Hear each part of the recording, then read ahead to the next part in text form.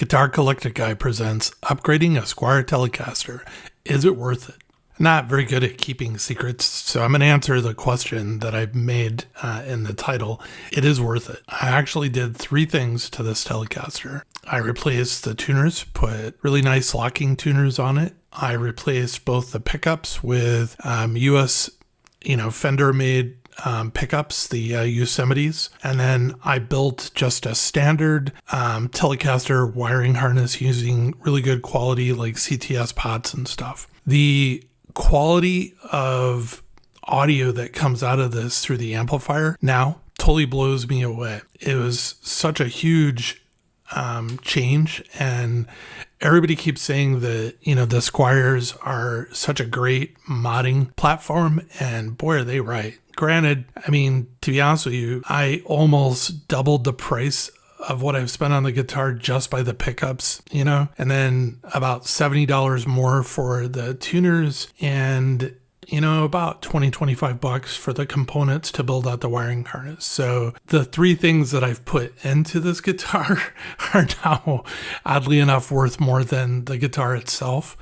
But it sounds great. It really does. It sounds like, a really, really good, solid Telecaster, whether it's made in Mexico or American made. So it kind of goes to prove that pickups and electronics kind of make the difference of the guitar.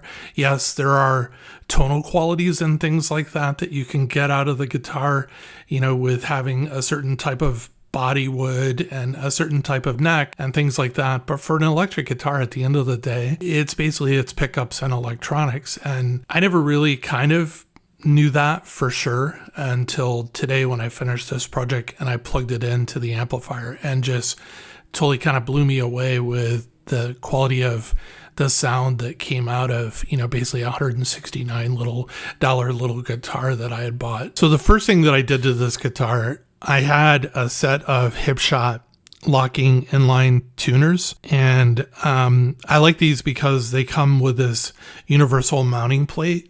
And so it's like a really easy upgrade for someone who really hasn't done a lot of work. And I, just for the hell of it, tried taking a standard set of USA factory tuners, and the holes are actually different. I don't know why they did that. I wish that they had just kind of used the same pattern. But so I went ahead with installing the Hipshot, and you don't have to drill any holes with a universal mounting plate. And they're really, really great tuners.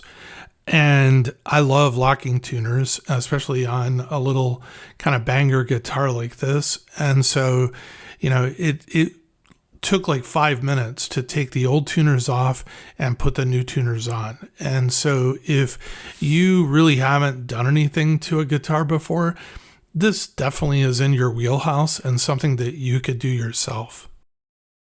If you like this video, click like, subscribe, and notify.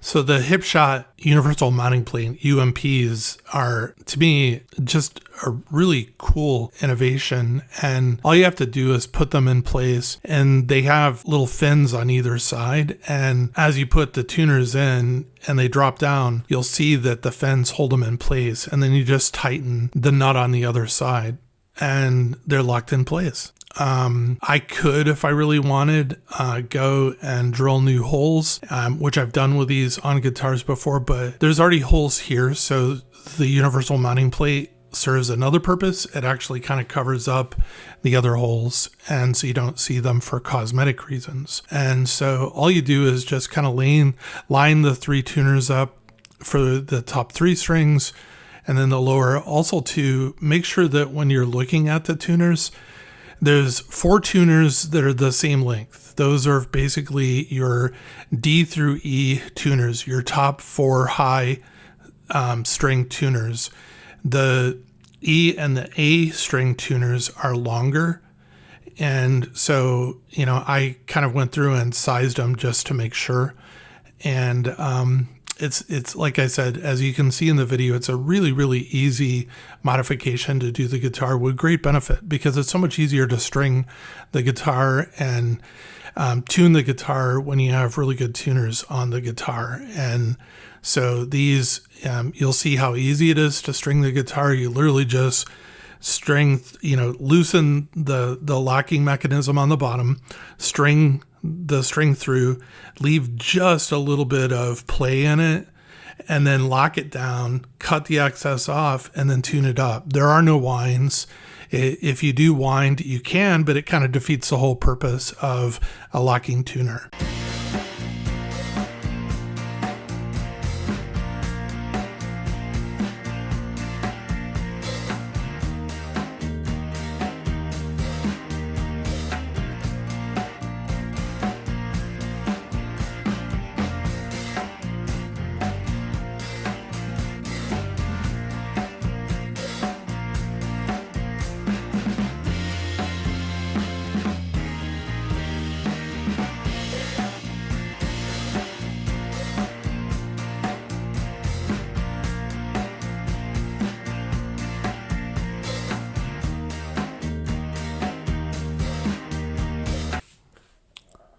So removing the old pickups and the electronics are easy enough. You're not going to be able to use, or I wasn't able to use the knobs or the selector knob, and because these are, well, at least the CTS pots that I used were solid and not the split. If I had ordered the split ones, I could have used these knobs. And but I'm amazed the size of these pots, and so on. And it's just, definitely this will be an improvement. So, remove the selector switch, remove the two pots, and then I've got a 22 microfarad capacitor and 250K CTS pots, and then a 5-position Oakley switch that I'm going to replace these components with. And I'm doing a standard Telecaster 3-position wiring diagram or circuit. You can find this anywhere online, and they're all pretty much exactly the same. It's one of the most common guitar circuits there are for having for both pickups, a single tone, single volume control with a 3-position switch.